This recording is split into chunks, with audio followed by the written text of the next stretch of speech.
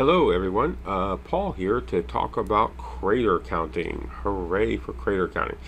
Crater counting is kind of a cool thing. Um, what we the lab goes through a lot of explanation and definitely read it because it's quite good.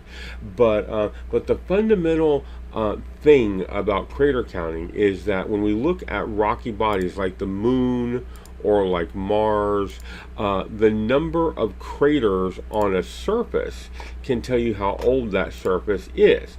For example, if we look at this area of the moon right here, this part here, this Maria, this lava flow, is younger, right, than this area around it. It hasn't had time to get hit, and so it doesn't have as many craters, right?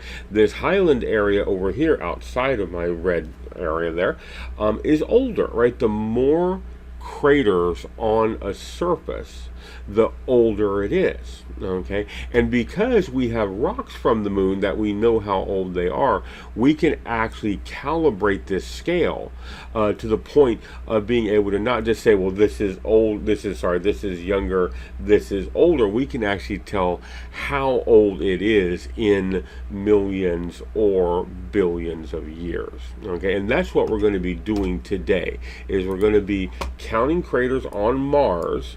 If I scroll down, here's the two areas we're going to be worrying about. And we're going to count the craters, and we're going to figure out how old these two surfaces are. So we've got one in the northern hemisphere, and we've got another one in the southern hemisphere. Now, just looking at them, you can tell that this one on the right is older.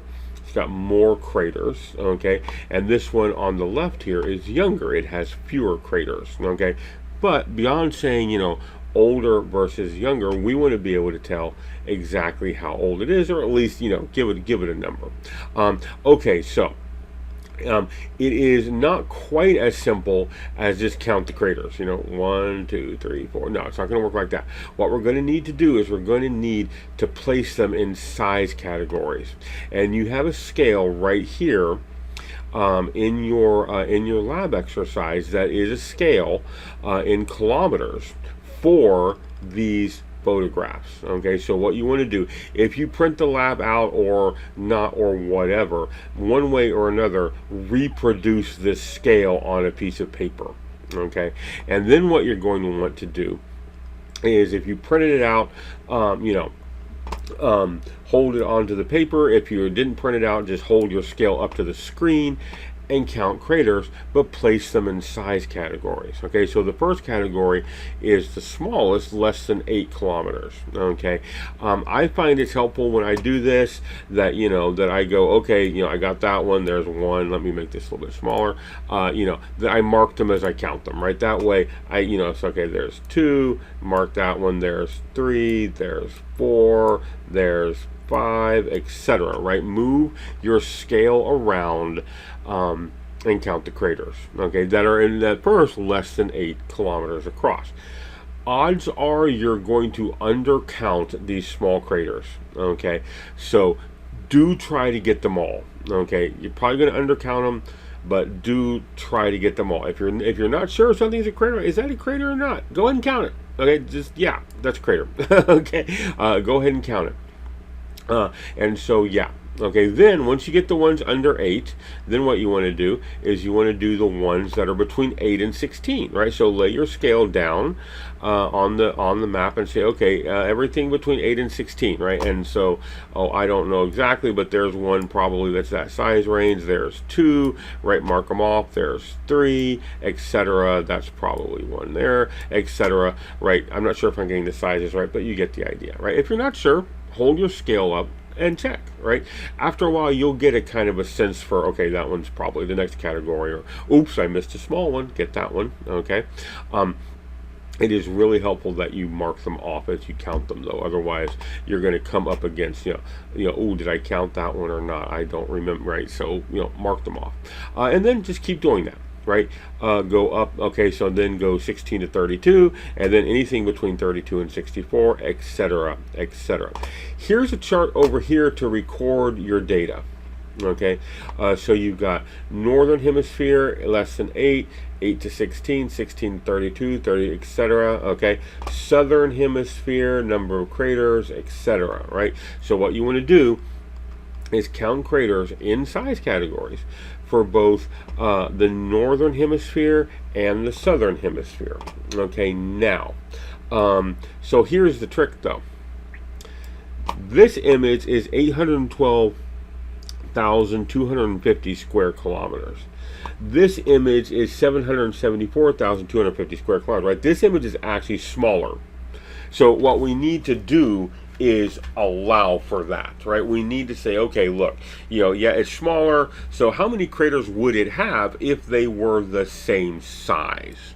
Right, we need to, because if you take a picture of 1 square mile and you count craters, and you take a picture of 100 square miles and count craters, well, there's going to be fewer in the 1 square mile, right? That's not really what you need, right? You kind of need craters per square mile, right? Or in this case, what we want is craters per million square miles. Okay, so we're going to normalize both of these to a million square miles. So what we're going to do is we're going to say, okay, it's 812,000 square kilometers. Sorry, not miles.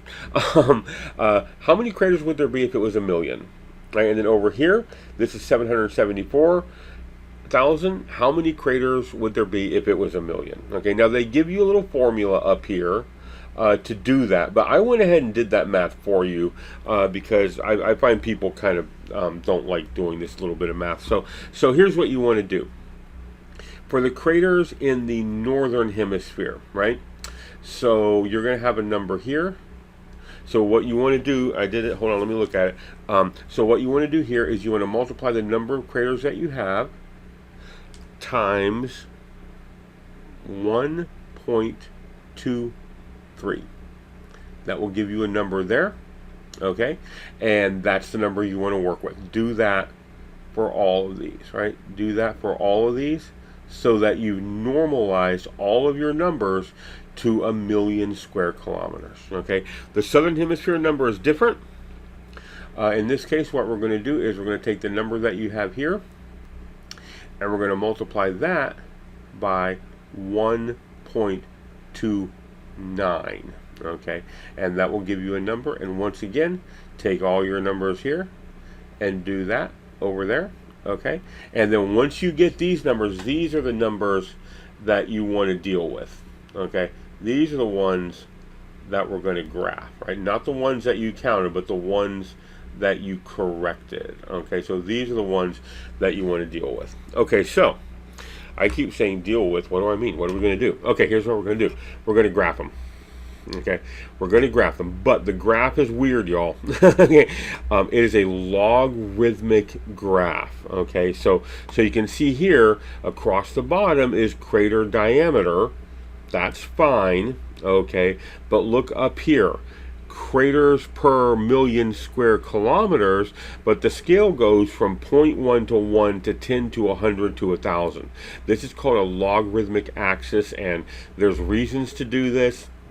Well, let's not go there. Okay, so when you're graphing here, 0.1, 0.2, 0.3, 0.4, 0.5, 0.6, 0.7, 0.8, 0.9, 1, and then 2, 3, 4, 5, 6, 7, 8, 9, 10, 20, 30, 40, 50, 60, 70, 80, 90, 100, 200, 300, 400, 500, 600, 700, 800, 900, 1,000. Okay, so that's how you count on this logarithmic scale. It's a little bit different, but there's valid statistical reasons for doing this.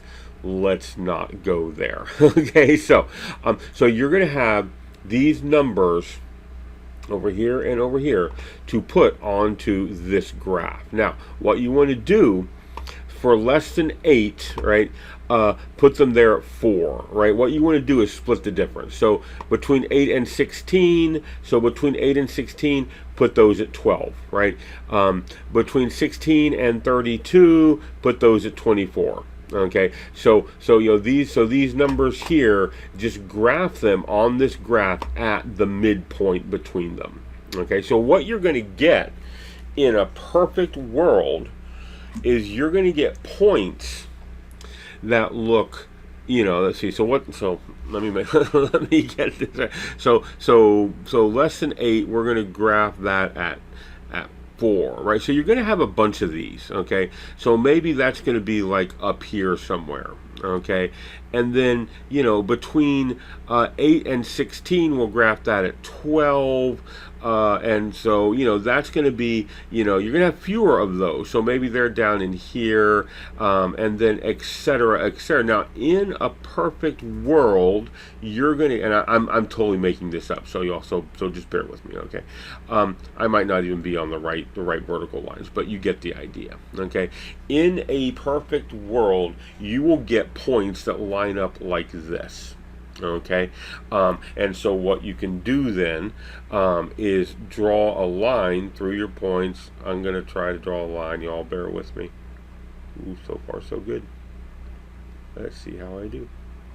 Oh, I don't do too bad at all. Okay, so I draw a line. Okay, now this line is 0.7 billion years old. Okay, this line here, so this line here is 0.7 billion years old. This line here is 2 billion years old. So I don't know, where am I there? Around 1 or 1.5 or something like that, right? And so this surface is about, let's just go with 1.5. That's fine.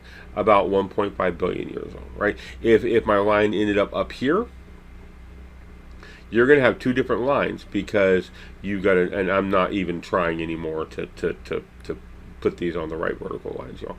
But if your line ends up here, right, you're somewhere between 3.7 and 4 billion years old. So maybe call it 3.8 or something like that, right? And get on with your life, and you're good to go, right? And so younger surfaces with fewer craters, will plot down here.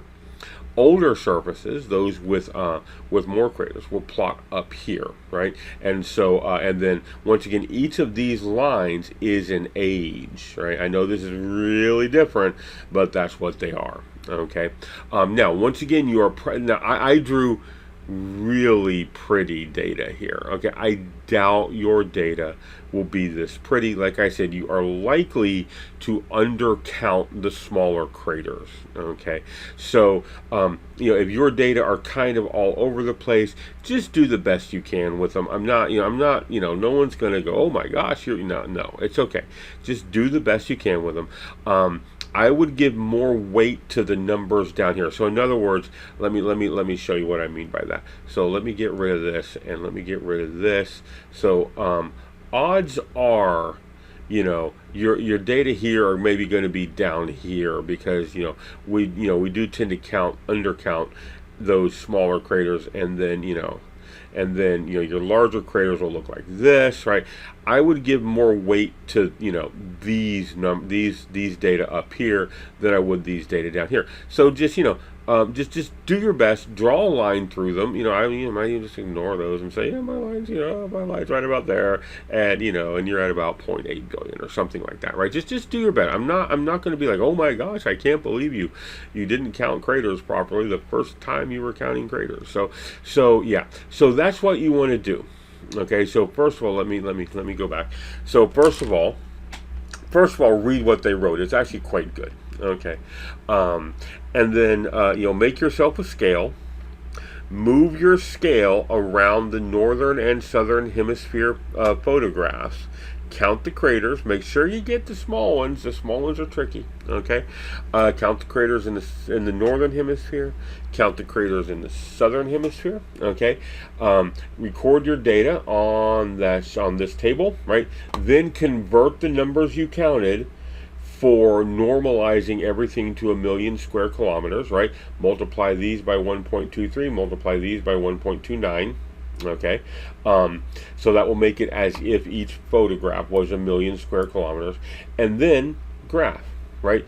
For 8, graph 8 down here at 4, graph the the 8 to 16, between 8 and 16, so maybe, at 8, 16, maybe at 12, etc., right? Choose the midpoint and graph your numbers. Keep in mind this logarithmic scale, right? 0.1, 0.2, 0.3, 0.4, 0.5, blah, blah, blah, blah, blah, 1, 2, 3, 4, 5, 6, 7, 8, 9, 10, 20, 30, 40, right? That's the way logarithmic scales work, and they're very useful things, trust me. Okay, once you get your ages, stop. Do not worry about the questions. They're interesting, but I'm not worried about them. I'm really not worried about them. They go into a little bit more inside baseball than I would like you to do. What I am interested in are these two numbers right here. What do you get for those? I'm interested in your graph, and I'm interested in those two numbers. Do not worry about the questions. Okay, just don't worry about the questions. Okay, so there's crater counting. Okay, you can do this for real, by the way. There are citizen science projects where you're looking at pictures of Mars and the moon and counting craters and characterizing craters. So if you find you like this, you can actually do it for real. It's kind of fun. Okay, that should do it. If you have any questions, let me know. Okay, all right, y'all take care. Bye-bye.